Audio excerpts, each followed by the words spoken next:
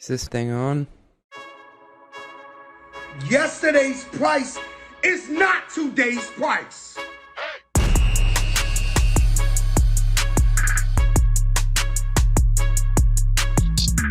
Welcome back to the Run the Numbers podcast. I am privileged to be here with Rich Gotham, the president of the Boston Celtics. Rich, thanks so much for coming on. Happy to do it, CJ. Thanks for having me. Always great to reconnect with a fellow citizen of Medfield. Exactly. I played the hometown card guys here to get this guy on the podcast. So you got to pull any lever you can. Good strategy. It's a foolproof strategy, really. To ask you up front, you've been with the Boston Celtics organization for quite some time now. What's changed the most in terms of how the Celtics do business today versus, say, 10 years ago? I'd say the fact that everything is largely digital today, and it's not like digital technology wasn't around 10 years ago. It's been around, for 20 years. But the fact that all of our ticketing is mobile now, so it's all paperless, it's kind of revolutionized the business to a degree. It allows you to understand who's actually using the ticket, who's coming into the building, which isn't always the case. You know who the season ticket members are and you know whose account the tickets are in. But in terms of building your ability to market to a larger group of people, knowing who's actually in the seat every night has really been a big boon to the business, and being able to see the audit trail on a ticket and how many times it changes hands and what's the value of it in the secondary market. All these things inform like so many decisions that we make about our business. And then, digital content, we're a small company. We got about 200 people, but we push content out all across the globe. We had, I think, something like 1.2 or 1.4 billion impressions with our digital content last year. And it's an amazing number, given, we're effectively a regional business, although the Celtics brand is global. The fact that we can create content here and push it out to Celtics fans all over the world has really expanded the field of opportunity, for us, and really provided us a way to engage with fans so much differently than we once did. Like, we don't have to run advertising, or there's a lot of demand for the Celtics team. It's been good for a while. But all of our engagement, all of our what you'd call marketing is really content created and pushed out to fans, and that's how they engage with our brand. And so the ability to do that, from our little offices here at, above the TD Garden has really been a game changer. What I find most fascinating about your business model, you originally came from the tech world before you came over to work for the Boston Celtics organization, is in tech, you can keep selling an infinite number of software licenses or CDs or whatever it may be. But for you, there are 82 games a year, and I believe if I got the numbers right, it's 18,600 seats that you have in the arena. How does your mindset change just knowing that you have to optimize around some fixed assets there or kind of fixed days in the calendar? First thing, since we did our renovation, we're now at like 19,100 seats, but 18,600 was the number forever. Yeah, I think we're an evergreen year-round business. So you could say sort of the epicenter of everything we do is the live game event, right? And everything's built around that. However, we market ourselves year-round. We promote our sponsored partnerships year-round. We've got television media coverage year-round of what we do. We're pushing out content year-round, and we're out in the community year-round. And so there was once a time when you actually had an off-season in the NBA. That doesn't exist anymore. It used to be whenever you were done playing, you'd get a breather, then you'd go into free agency in early July. But now we've got summer league, we have free agency, you've got draft workouts, you've got the draft has become a bigger and bigger event. You go to Vegas for 2 weeks of summer league, free agency extends into August, and suddenly every month of the calendar, and maybe a couple weeks in August, it tends to throttle down just a bit. But it's for sure a year-round business. And, as a result of that, we're able to find ways to create value, generate revenue year-round, not just on game days. And what are the different ways that the Celtics make money? When you sit down to review the business with your CFO or whoever else it may be, what are the different revenue line items you look at? The material line items and the ones that we really, focus on are media rights, ticket sales, and sponsorship, corporate partnership, we call it. A lot of the variabilities in ticket sales from year to year, that's the most sensitive to team performance and demand, and has the most volatility from year to year, or can have the most volatility from year to year if you're not managing it properly.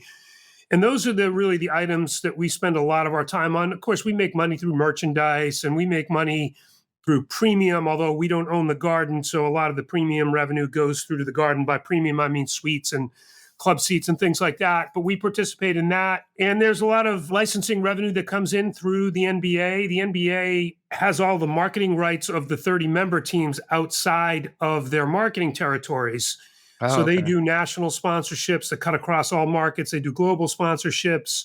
They're selling product globally. They're doing media rights deals globally in different countries, different markets. That money all gets pooled, and then that money gets shared back 1/30th to the teams.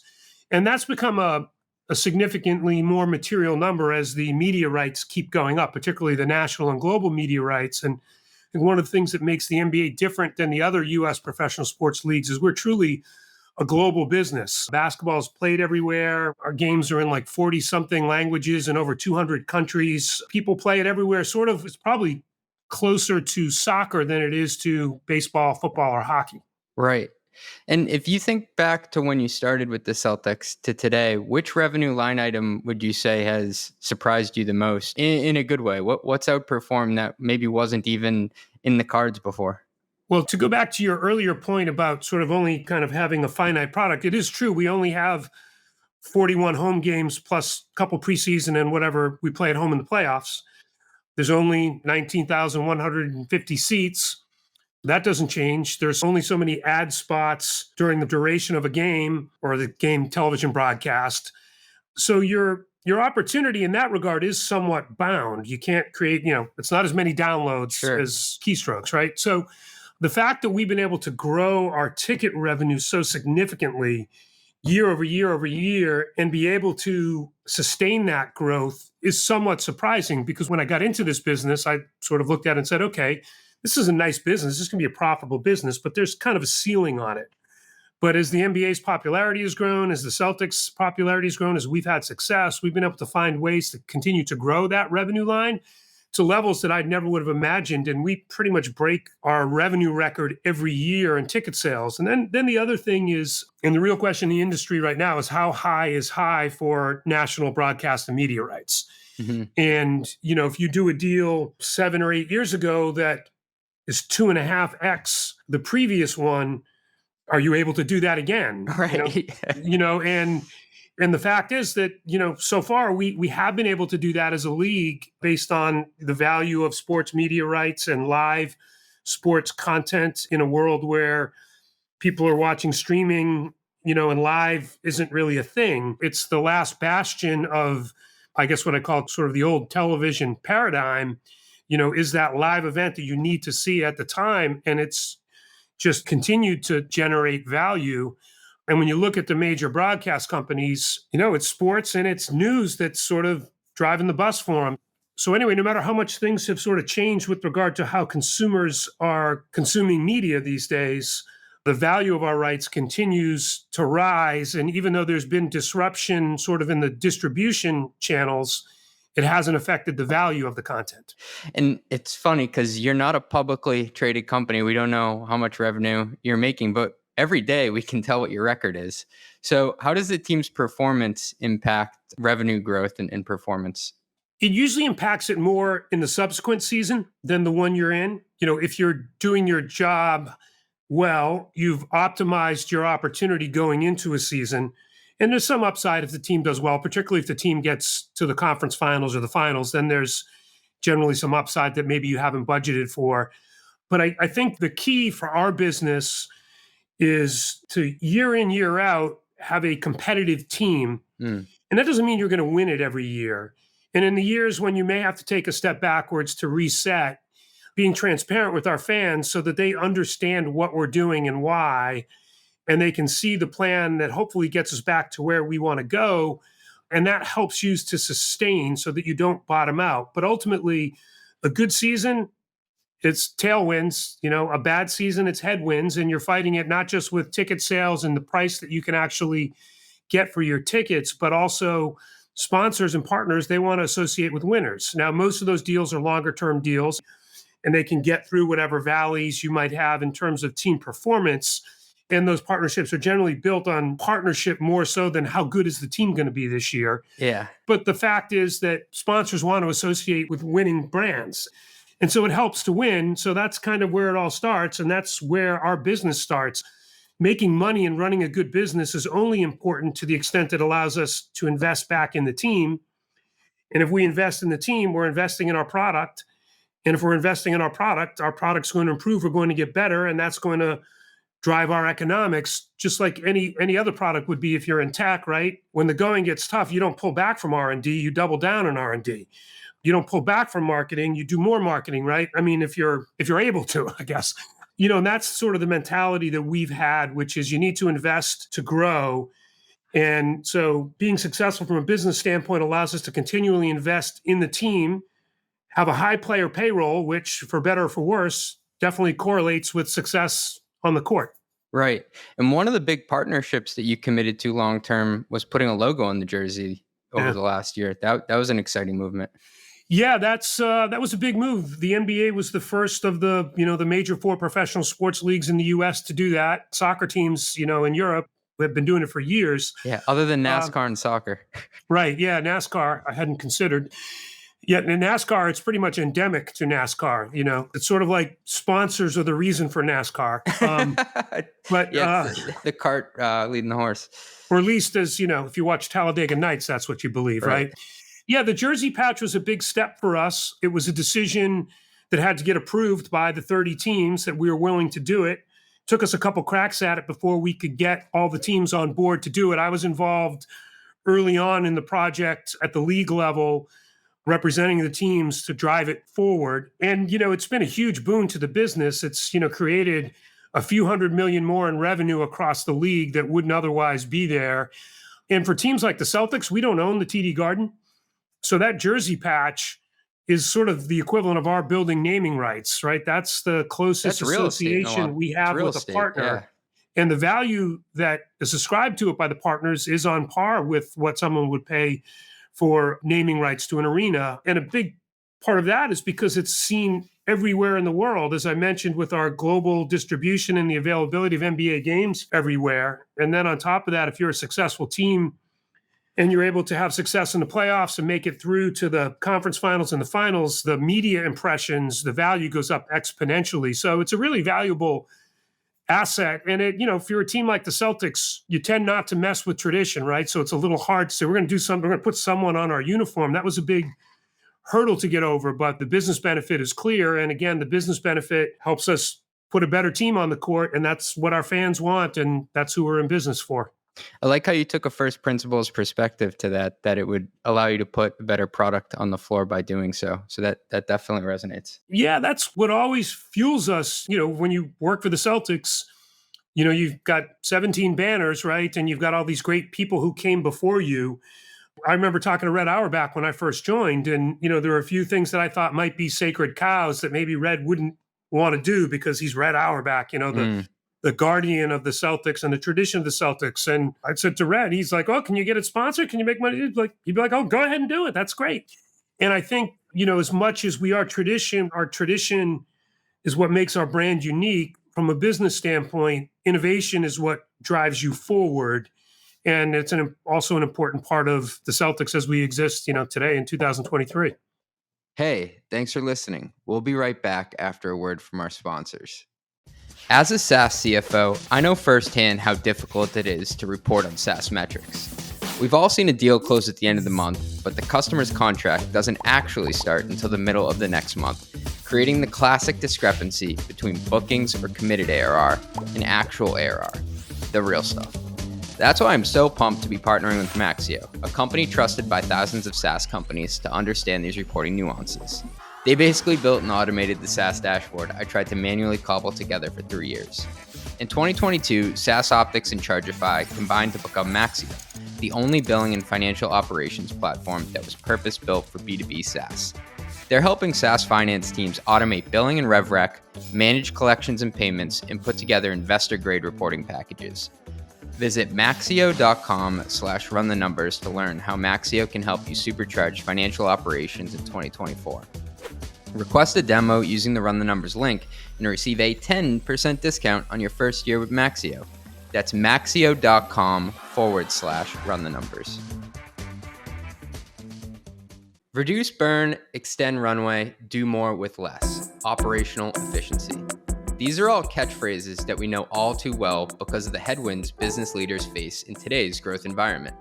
Growth is now a battle, not a breeze. While teams are on the front lines fighting every day for top-line yardage, there are hidden savings opportunities right beneath their feet. That's where Tropic comes into play. Their procurement platform brings order and process to a historically decentralized and chaotic business function: purchasing and supplier management. Tropic serves as the front door for procurement that your entire company will want to use. By combining intake forms, pricing benchmarks, approval workflows, and supplier management all in one place, Tropic makes savings opportunities easy to find and act on. When you pour blood, sweat, and tears into revenue growth, doesn't it make sense to protect what you have fought for? Visit tropicapp.io/metrics to learn how modern businesses are controlling spend to extend their runway. Your board will thank you. Your budget will thank you. Your bottom line will thank you. Just to go back to a prior question, sometimes I can't unthink these things just from a budgeting perspective, but you talked about the importance of making the playoffs. I bet there are a lot of budgeting nerds out there like me who are thinking, is that all upside to your revenue model? When you make the playoffs, is that all incremental concessions, beer sales? How does that work? So we budget like most businesses, right? So we'll take a look and we'll say, okay, based on our assessment of how good we think our team is, are we budgeting for playoffs or for no playoffs? Are we budgeting for first round? Are we budgeting for 2 rounds? We never really budget for more than 2 rounds because you're kind of kidding yourself if you think no matter how good you are, you'll have all the good fortune you need to get through to the conference finals and then the finals. So our budget and our spending is based off of our projections. So it's not all upside. However, in a given year, it's sort of how do you describe upside? Because when you're paying luxury tax at the level we're paying it now, you're not going to break into profitability. It's not going to happen. It's how much of a dent can you make in that luxury tax payment you're making. But getting through to, it's interesting, in 07, 08, when we made the finals, we lost money that year. Really? We significantly increased our player payroll, and we had big player bonuses due to a few of the guys who had them in their contract for making the finals. And so we ended up losing money that year, and that was perfectly fine, by the way, right? I mean, our mission isn't to make a profit. Our mission is to raise banners, right? That's the name of our company. Everyone to the outside world, it's the Boston Celtics, but our actual corporate name is Banner 17. Because when we all got here, we'd only won 16, and we wanted to be very clear. Our mission is to hang another banner. And so, you plan for success. But if you're lucky, say like we were 2 years ago, and you get to the finals against a team like Golden State in an affluent market like the Bay Area, ticket prices are astronomical. Demand is astronomical. You got box office players like Steph Curry driving demand. The only thing that's really bigger is like Celtics Lakers. And so in that case, yeah, there's some upside that, you haven't budgeted for because you can't budget for, I think we're going to play the Golden State Warriors or the Los Angeles Lakers in the finals this year, and therefore I'm going to get way out over my skis on spending based on an assumption that I've got no control over, no matter how good a team we put on the floor. That's an interesting variable for the model too. It's not only do you make the playoffs, but what market and what team are you up against that impacts the potential revenue opportunity. Yeah, that's game to game, right? We've got so much demand right now that there's less variance between what we'd consider, say, a B level game or an A plus game. But yeah, depending upon who's coming to town, we variably price all of our games based on, demand for a particular opponent. Sometimes it's based on how good that opponent is. Sometimes it's based on the players they have, right? Whatever team LeBron's on. Now that he's on the Lakers, it's even bigger, right? Steph Curry, obviously, Kevin Durant, Victor Wembanyama, right? You got some players who drive box office, and that's great for the league, and it's great for the team economics. And when the Celtics go on the road, we are the largest, I think we're now the second largest or maybe third largest team in terms of gate that we drive for other teams. If my research is correct, the Celtics organization was one of the first to experiment with dynamic pricing. And now I had heard in an interview, you said dynamic pricing is like breathing to us. Can you talk just about the mindset about how you set ticket prices and when you release them to the market? Yeah, well, if you go back to, the topic of it's a finite asset, right? So if you want to maximize your yields, you've really got to understand demand. And when I first got here, that didn't exist, that notion. Now, in the business I was in the search engine advertising business, it was yield management. It was like, time of day, how many impressions, what channel, where's the demand, what key search words, all the things that I just talked about with regard to quality of opponent, but you could add in day of week, you could add in time of year, you can add in, is it a school vacation week? Wow. It's always like, who's the right customer for the right seat on the right night of the week against the right opponent? Is it a business? Is it an individual? And how do we maximize revenue? And if that means we have an opportunity to price every individual seat differently, we don't, but we would do that, right? So we're pretty surgical about how we price, based on that sort of understanding of demand. And that understanding of demand these days is largely driven by the secondary market. And as I mentioned, the fact that our tickets are digital now, we can follow a ticket through its life cycle. We can see if someone is reselling our ticket, whether that's a season ticket member who's reselling their ticket or whether it's Ace Tickets here in Boston, we know what price they're getting, which feeds our demand, Okay. algorithm, which allows us in real time, even on a day of a game, to continue to price up and down based on demand for whatever tickets we've kind of held back for day of game sales. So it's a pretty sophisticated operation, and every team in sports does it now. But yeah, 20 years ago, really the only other team that we saw that was doing what we were was the San Francisco Giants. And, not surprisingly, they're out there, in Silicon Valley, the Bay Area, right, where there's sort of an innovative mindset. Yeah. So it's a big part of every sports team's business these days. It's no secret that Taylor Swift hates Ticketmaster and the StubHubs of the world. How do you grapple with that secondary market? Because if I understand how it works, you don't get all of the upside of when a ticket goes up, but it sounds like you do get valuable data from it at least. Yeah, I think the data is really important. Knowing who the buyers are, knowing what price they're paying is really important to us. Getting an email address into our database. But we have a partnership, like Ticketmaster, they're our business partners. And so most of our secondary business goes through Ticketmaster ultimately. Even if Ace Tickets is reselling it, it gets transacted through Ticketmaster. And we get, a share of the transaction, not necessarily the face price, but the transaction value. So there's some ancillary revenues when tickets are sold through that Ticketmaster partnership. But yeah, I think the real value is in the data. And, we're like most businesses, right? The more you know about your customer, the better. And I think in a lot of businesses, terrestrial businesses, people are having to go out and survey customers. What do you think about our products? We know what people think about it. We know how price goes up and down. If we send out a survey, I'm not sure what the latest numbers are. When I first got here, we'd send out a survey to fans and it'd get a 60% response rate, which is That's nuts. crazy. Yeah. Yeah. And if you gave them room to write something in addition to answering your questions, they'd give you 2 pages, because everyone's got an opinion and strong emotion and passion about your product.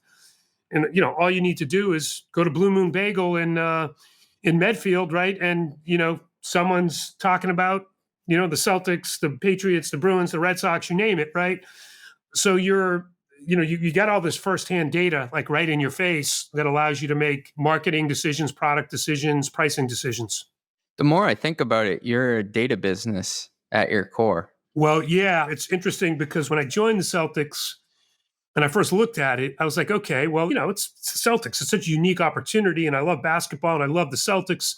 Hard for me to sort of say no to this, but I'm sort of growth driven. Like that's what kind of fires me up every day. Like, how do we go from here to here to here? And when I looked at it closely, what sort of dawned on me was it was a data business that didn't really have the data underlying it. And it was a digital technology business that the technology just hadn't caught up with it yet.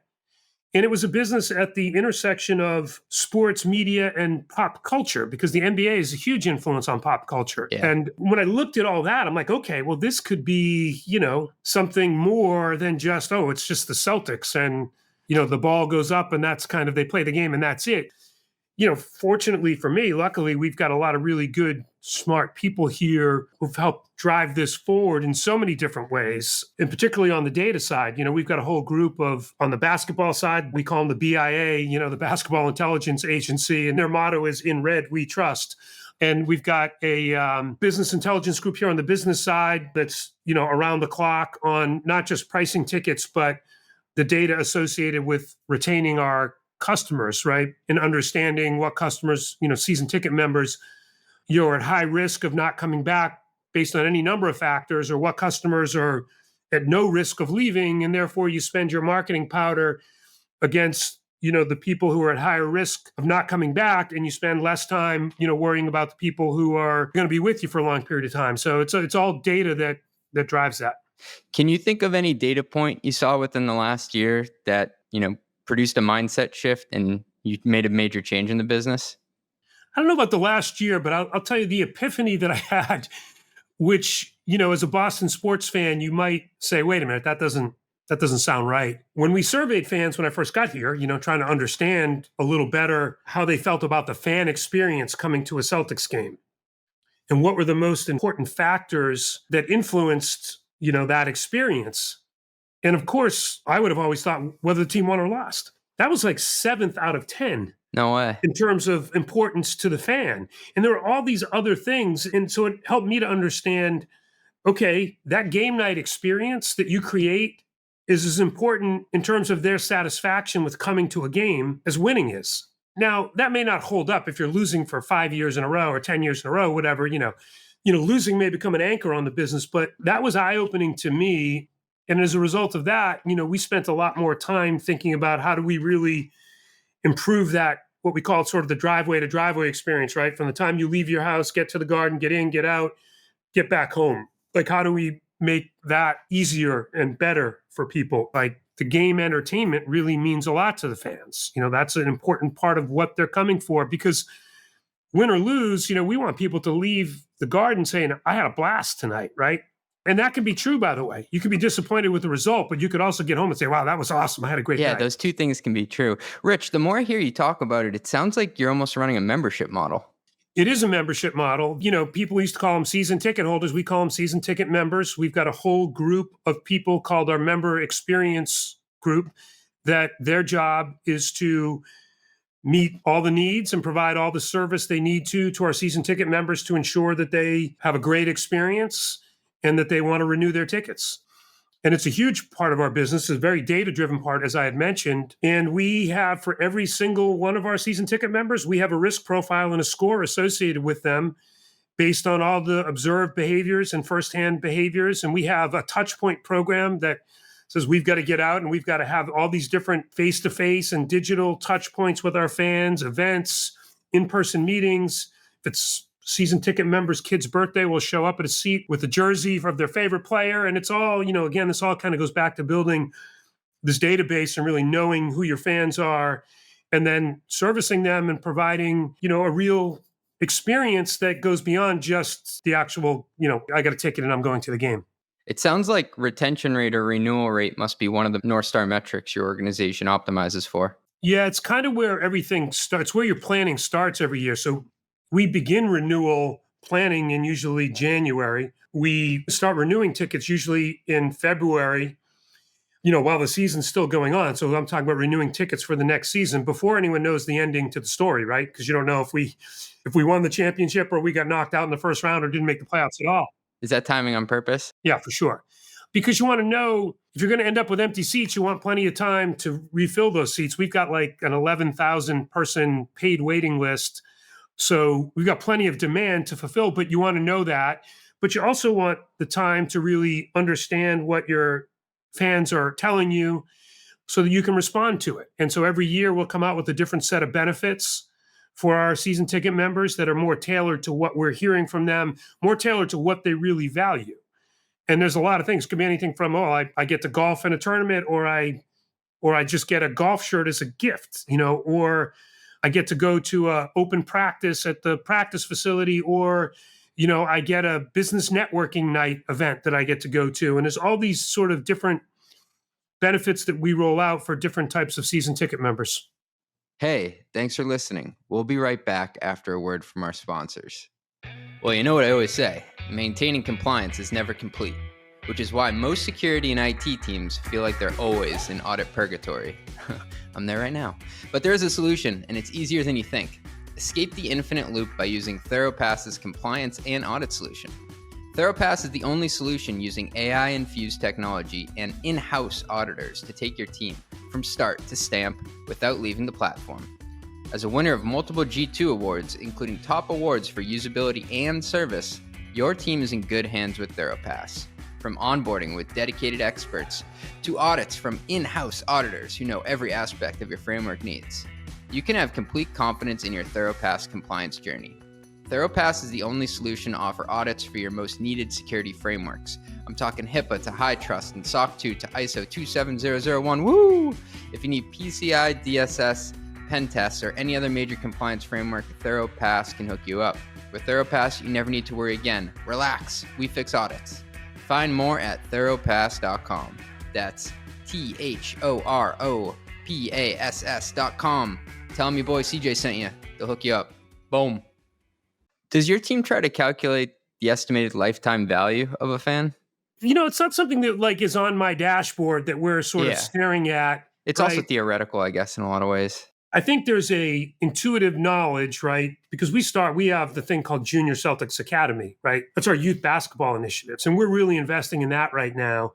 And it really is all about the lifetime value of a fan, right? If we teach kids how to play basketball the right way, engender a love of basketball, and they're wearing the Celtics brand when they're playing and they're coming up, they're more likely to be fans. And if you get them as fans, how Boston fans are. Once it's in your blood, you're born into it for the most part, but they're lifetime fans. And so it's hard to equate that because you could have lifetime fans they move out to the West Coast, right? Now they're buying NBA League Pass so they can watch Celtics games, right? And so there's some value to us in that. But it's hard to equate, but ultimately, we're always sort of saying, the idea is to retain our fans. That's probably where it all starts every year is we need to retain our season ticket members.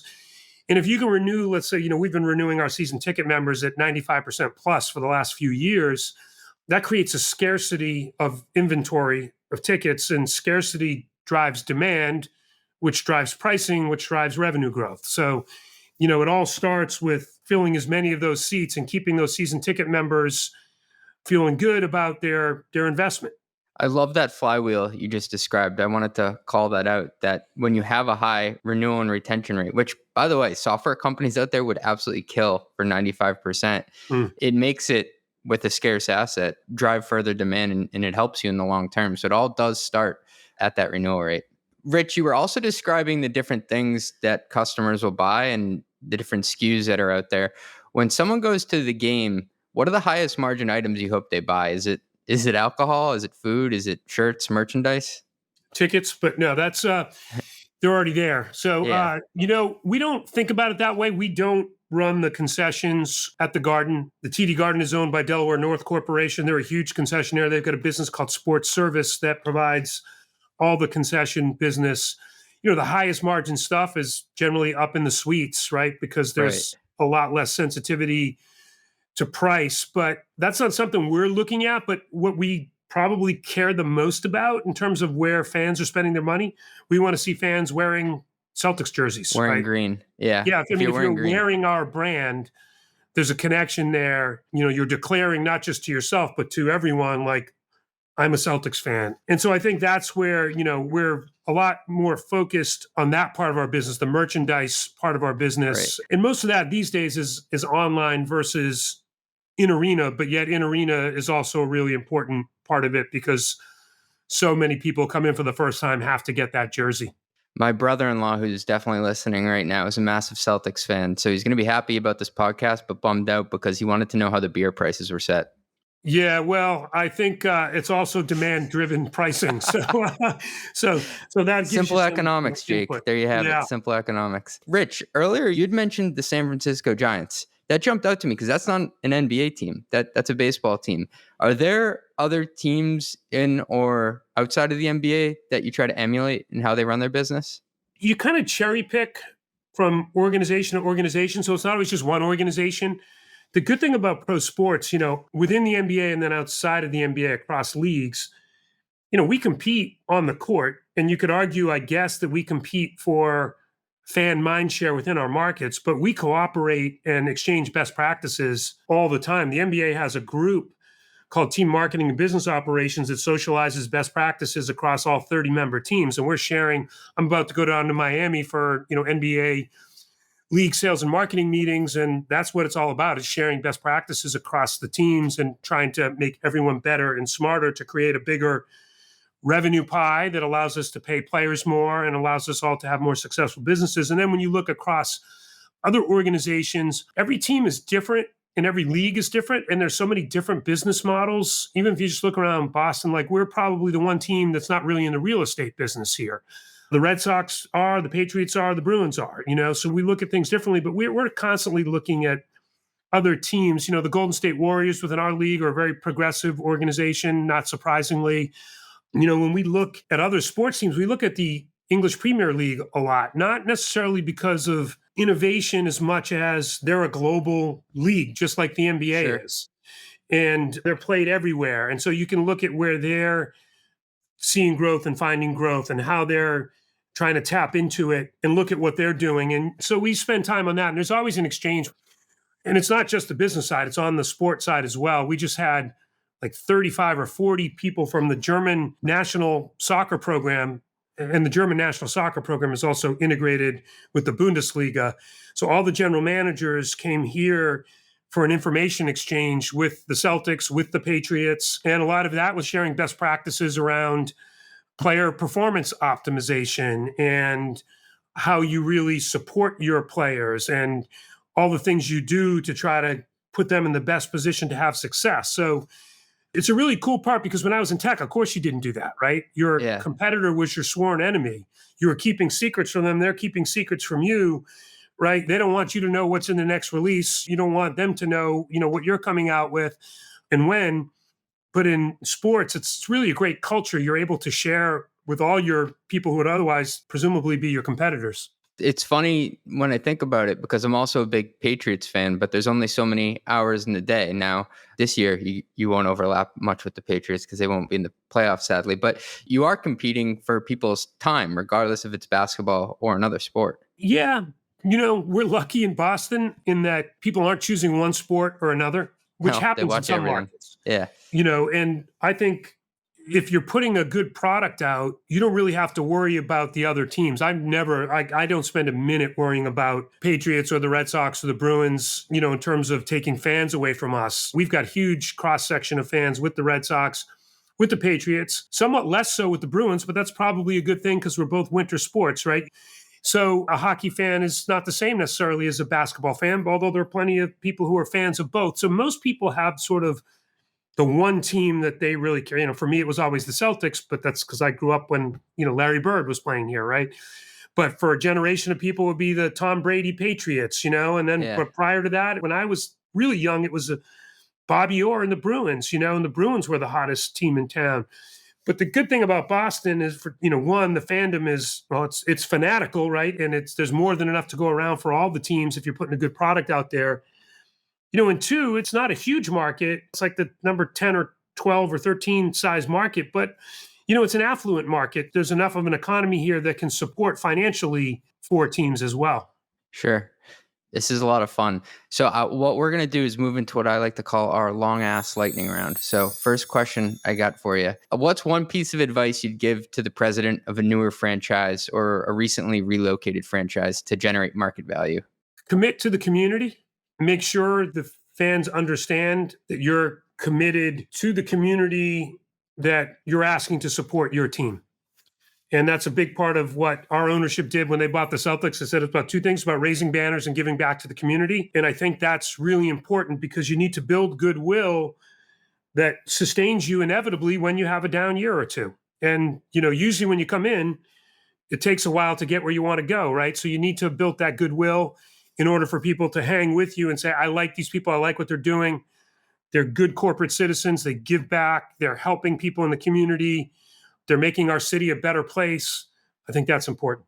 And the Celtics players really do walk the walk. I remember growing up, I was a big Rajon Rondo fan, and some people thought that, he could be a head case sometimes, but people didn't know that he was one of the most giving players off the courts, whether it be buying kids presents at Christmas or doing turkey drives or visiting people in hospitals. So, I mean, the Celtics players have been a staple in the community. Yeah, and that's part of being a Celtic player. That's really important. And some of them have a lot of their own initiatives going on. Drew Holiday's a really good example. Jaylen Brown's a good example of that.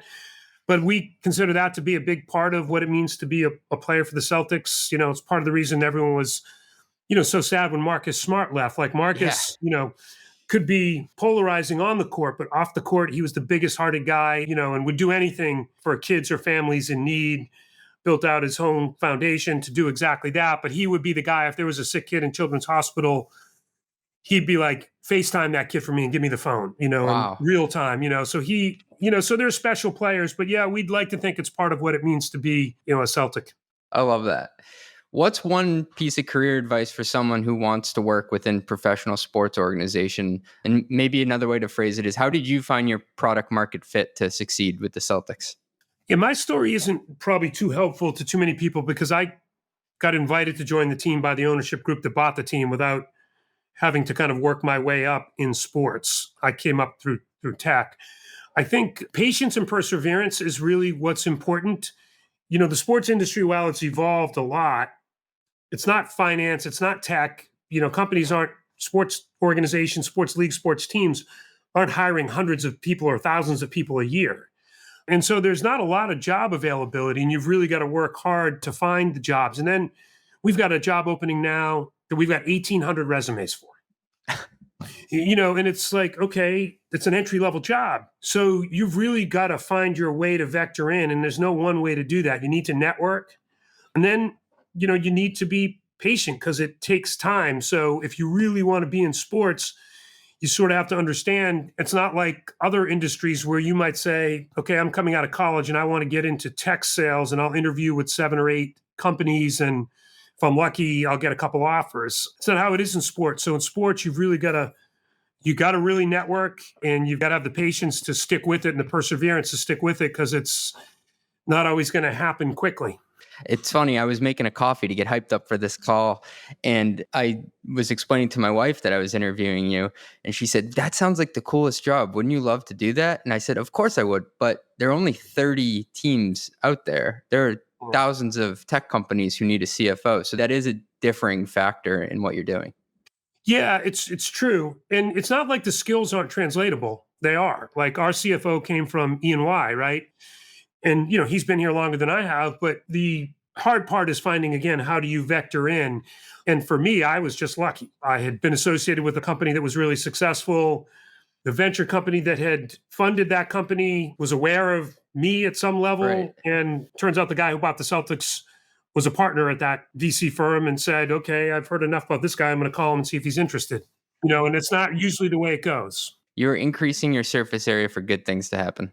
Well, that's the goal in life, right? I mean, I think that's my advice to anyone. You never know, right, what's going to come your way. So whatever you're doing, do it really well, build good relationships with people, not to sound cliche, but be a team player, be someone that other people will say good things about. And if you do that, your opportunities will, be more plentiful. So you've crushed it, but I always ask people, what's one thing you've screwed up in your career? Can you give us an example? That's one thing I haven't screwed up is a better question. Yeah, I think, I don't know if I can sort of say, oh, here's one thing that I really screwed up. I think early in my career, I was not as serious about my career as I should be. Like I had success, but I think it's just part of being young. I didn't pour as much into it in order to take as much out of it as I could. Okay. And so I think I sort of tell young people, like, people who you work with who have a lot of experience would love to share it with you if you want to ask them. Everyone wants to help people on the way up. And, I didn't ask people. I was always like, put it on my own back. I don't need anyone's help. I'm, I can figure this out. I can do it on my own. And so I wish that I had taken more advantage of that on the way up. And then I think the other thing you learn, everything comes around and goes around. And it's so interesting to me, negotiating partnerships in sports was so different than in tech. In tech, I was a deal guy, so I did a lot of deals. And it was almost like the person on the other side who was going to become our business partner was our adversary. The negotiations were brutal. And the lawyers were killing you. And by the end of it, you're like, I don't like them and they don't like me.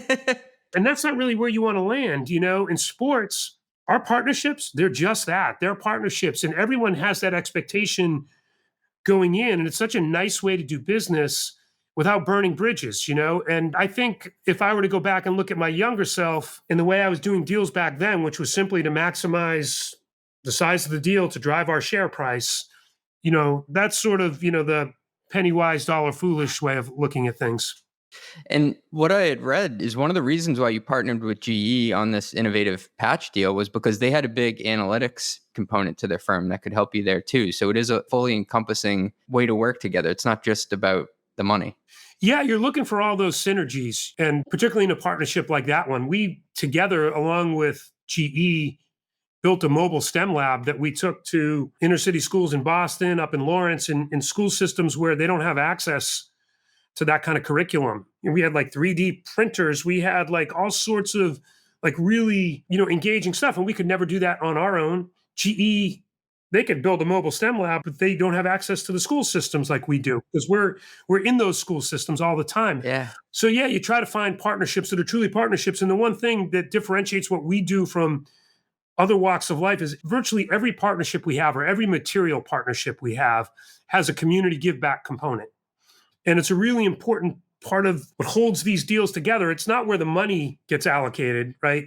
It's not where the profit is in the deal, but oftentimes it's the reason for the deal. And it's what brings you together with another company, and you find those shared values, and that creates a whole different kind of partnership. And even when we end partnerships, for whatever reason, they, budget reasons on the other side, or we see a different opportunity, whatever it might be, we walk away and people are like, they feel great about the partnership. And a lot of it's because they get an opportunity to do something good and give back as a part of the partnership, which most people don't really get to do in the business world.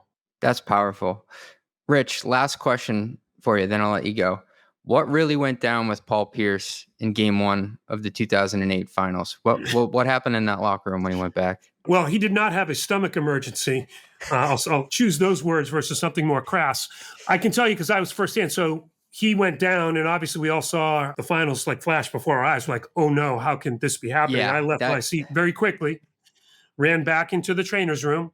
They had wheeled Paul back there in a wheelchair. And, if you're around enough basketball, your first thought is, oh, it's an ACL. It's got to be an ACL. Yeah, or the good thing about an ACL is it's an easy test. The trainer, the team doctor can figure out very quickly, based on just manipulating your knee a little bit. And it wasn't. So they got Paul stand up, put some weight on it. How do you feel? Jump up and down, sit up and down. How you doing? And Paul's like, give me a brace. I'm going back. And that's what happened. Like he thought in that moment, it was something worse. It turned out like he's like jumping. I'm sorry, I'm jumping now, but he's like jumping up and down, testing it. And they said, okay, you're good. So interesting. It was not a stomach emergency, which is kind of funny. I feel bad for Paul because he's always got to answer that. Someone came up with that. It was probably one of his teammates. It was probably KG or Perk who floated that rumor out there to needle him. Rich, I got to thank you for doing this, and I hope we can celebrate at the end of the season with Banner 18. Appreciate it, CJ. Thanks for having me on, and congrats on all your success, and good luck going forward, man. Thanks. Roll the credits, producer Natalie. Run the Numbers is part of the Turpentine Podcast Network. It is produced by Natalie Torin and edited by Justin Golden. Album artwork by Some AI Thing. Yelling and intro by Fat Joe. If you made it this far, please give us 5 stars. I really need this.